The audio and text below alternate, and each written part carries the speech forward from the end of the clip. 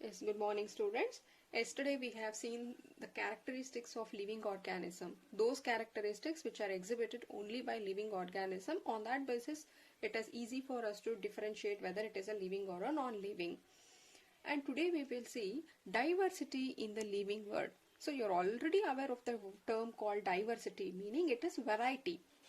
So the variety which are present in the living world. So we'll see exactly what is biodiversity.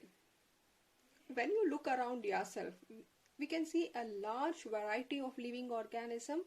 At one glance, we are able to see so many varieties of plant, insects, birds, reptiles, lizard, pet animals. We have so many around us.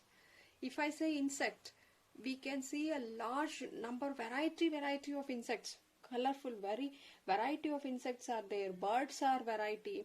Plants, there are many species of plants. So there is a huge collection of living organism present on the earth. So this variety of living organism which is present on earth, you call it as biodiversity. Variety of living organism is called biodiversity. Otherwise you can simply say the number and type of organism present on the earth. There is a very n number of organism present, that and type of organism present on the earth, you can call it as biodiversity. And see, naming is very important for any living organism. Every one of us have a name. So why it is important for me to, or for us to have a name?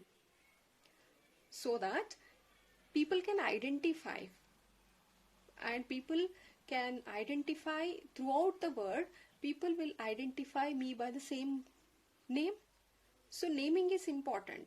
Here the naming of organism is called as nomenclature. Clear? So naming process, naming of an organism is simply called as nomenclature. And you cannot simply name whatever you wish. You cannot simply give one name for the organism. Right? I cannot call, if there is a plant, I cannot use my own word. I cannot give my name to this one. Naming is important, and the nomenclature or naming is only possible. It will be possible when organism is described correctly. I cannot call plant as animal or animal as a bird or something like that. So the naming organism is described correctly, and we know to what organism the name is attached. Therefore, if you want to name anything, it is necessary for you to identify it first. First thing is, we have to, identification is important. And also there are certain criteria, rules to be followed, principles and criteria based on which only you can name. So here, if you want to name a plant, there, if you want to give a scientific name, it has to be based on the principles and criteria which are provided by an organization called International Code for Botanical Nomenclature. You call it as ICBN. They can ask you to expand this. ICBN is International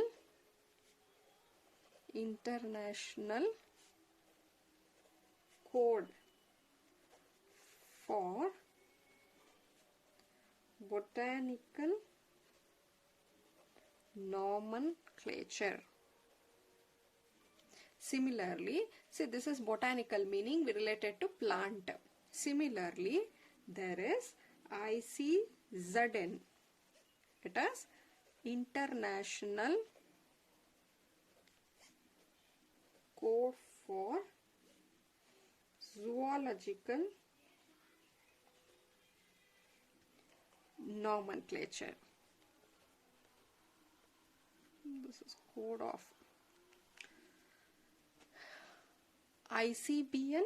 So this is an organization. If you have to give a scientific name to a plant, that should be on the principles and criteria which are provided by this board. It is called International Code for Botanical Nomenclature.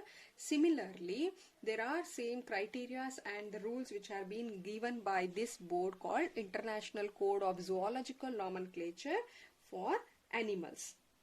Important. These two. Clear? So now moving on to the next is, you call it as binomial nomenclature. Naming of an organism, we called it as nomenclature, but here it is binomial nomenclature. Say naming of organism with two component. That is why we have used two, binomial meaning two numbers. So naming an organism with two component is called as binomial nomenclature. Again, it is important. So that the two components are, one is called generic and one more is a specific epithet. So these are generic and specific. These are the two components. See, we'll take an example. Example, Mangifera indica. So this is a scientific name given for a mango tree. Generally we call it as a mango tree, but the scientific name of this mango is Mangifera indica. Here you can see two names. One, this Mangifera is the generic name, and this indica is it species name. Clear? So naming organism with two component, a generic and a specific, you call it as binomial nomenclature, and this type of naming was given by a scientist, by Carolus Linnaeus. Clear? Now, even to name this, if you have to give a scientific name, there are certain universal rules for naming any organism and writing it. So what are those rules which you have to follow? Biological names are generally in Latin and written in italics. See, Latin, we know it is very less commonly used language, but still the biological names are usually Latin terms. They are derived from Latins. So biological, these are understood by the scientists, not by all common people. So biological names are generally in Latin and they are written in italics. Clear? Their origin is a Latin. So the second rule is, the first word in the biological name. Suppose we have two names. Always scientific names will have two names, and there the first word in the biological name, it represents the genus name. Here the first one will be the genus name and the second word will represent the species. Very important, right? And when it is handwritten, they are separately underlined or printed in italic. See, if I have written handwritten, this is handwritten. Once I write this, it has to be separately underlined. I cannot line like this, Homo sapien, single line. It has to be separate. The genus and species, it has to be separated. And the second thing, and if it is in printed form, in textbook, if you observe, it is in printed, they are not handwritten. They are usually printed in a italic slant like this. That time, if it is in a italic style, there is no necessity for underlining. But when you are writing on your script, even if you are writing in a slanting style, please do underline. Clear? Whatever, when handwritten, it has to be underlined separately. In printed form, it is italic. So you can see here, in case of your textbook, if you observe any given thing, see here also they have given Mangifera indica. They have not underlined because this is a printed form. Same thing if I copy on a book, it need to be underlined. Then, so here the first word is genus, I told you, and this always should begin with the capital letter. The genus word should begin with the capital letter and species will begin with the small letter. Clear? With the capital and with the small letter. Let us see some example. See, I have taken first as human. The scientific name of humans are called Homo sapien. Here, this is our genus and this is our species. If you see, I have written separately, underlined separately, and genus always starts with the capital letter and species will always start with the small letter. Clear? And here, Musca domestica, this is a scientific name for our housefly. Here also you can see M, the genus name is written in capital, D, species name is written in small letter, underlined. Clear? So this can be asked for 3 marks. The definition can be asked, what is binomial nomenclature? You are going to say naming organism with the 2 components, that is a generic and a species name, you call it as binomial nomenclature, and these are the universal rule which has to be followed when you are naming, when you are writing or when you are naming an organism. Clear with this much points? Yes. Moving on. It is classification. See, it is not possible to study all the living organisms present on the earth.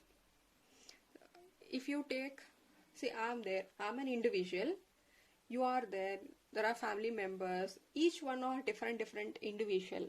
It is not possible to study individual characteristics of everybody. Therefore, what we do is we will group into some convenient category. See, all of us share a common characteristics. So we have been grouped under a convenient category, that is human. Clear? So such grouping into a convenient category based on some easily observable characters, you call them as a classification. Suppose if there are some 4 dogs and 2 cats and 2 human beings standing, as soon as you observe them, immediately we group them. So these 5 are cats, these 2 are dog, and these 2 are human. We will group them into convenient category, and this grouping was not simply done under certain observation characteristics. See, if it is a human, we will have 2 legs, and the physical appearances, we look with an eye, nose, mouth, the appearance is like this. If it is a dog, it will have 4 leg, tail, and the ears shape is different. They will have a fur, they make a different sound. So these are all easily observable characteristics. So based on that, easily we have grouped. Getting what I mean to say? Studying each individual organism is difficult. Therefore, what we do is we will just make them into group. So grouping into a convenient category based on some easily observable characteristics are called as classification. Yes? And it is taxonomy. So taxonomy is classification of living organism into different taxa based on characteristics. See, we have now observed some characteristics. Based on that, we have classified them. Again, under classification also, we will put them. See, all of us, I told you there are some dog, cat, humans, and there are also some plants. All are living only, right? Now we have grouped them. Again, I can group them in one more. Individually, this is one group I have made. Again, I can put these 3 under one group. Again, right? Because these are all animals. And this plant is different. Right? So we can group them under different level. First thing is individually we have done like this. Then again we can find a group here. So here classification of living organism into different taxa. Each level you call it as a taxa. Based on characteristics you call it as taxonomy.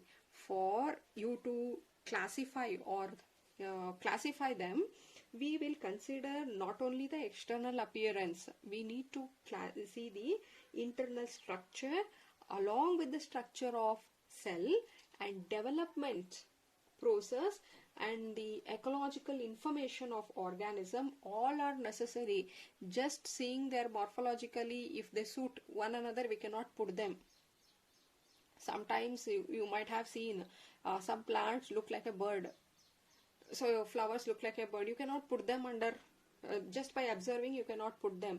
All is considered, the internal structure, the cell and their development process, what is the ecological information, everything we will consider.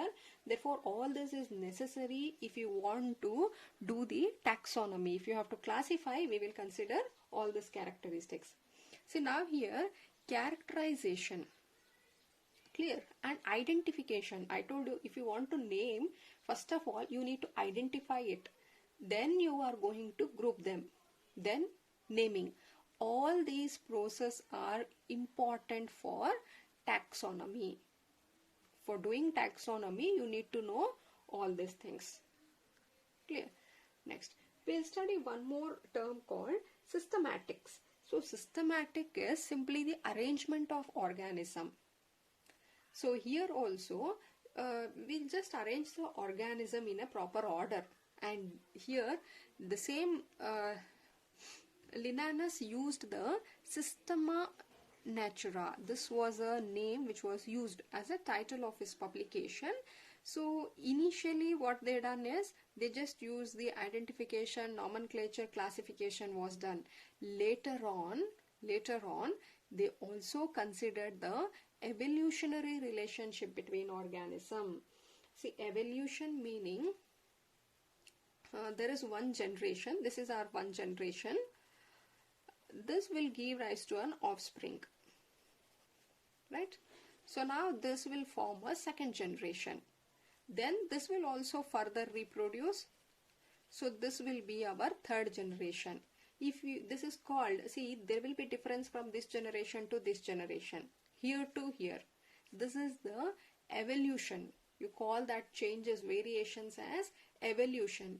So apart from whatever the internal, external, cell development, all those characteristics, apart from that, here we also started using the evolutionary relationship between the organism.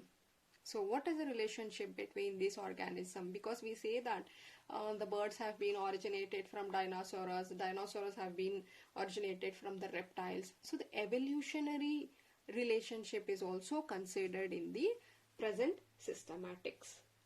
Clear? Here it is just all our direct thing. Go through your NCERT book, you will understand. And here whatever we have, if you want to recall, see, they can ask you what is biodiversity for 1 mark, and they can ask you for the abbreviations of these two.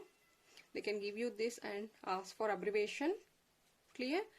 And again, then it was, yeah, they can ask you what is binomial nomenclature, definition, and rules can be asked for 3 marks, where you need to write the same points along with the examples. Clear? And then again they can ask you what is classification, what is taxonomy, and systematics. But these things are very important. All of you should practice this. Biological, just practice all these definitions. Clear? Yes. And the next class we will take the taxonomic categories. We have talked of different taxono. We will see what are the different taxon and what is the higher taxonomical categories, how they are arranged. We'll see in the next video. That's all for today. Thank you.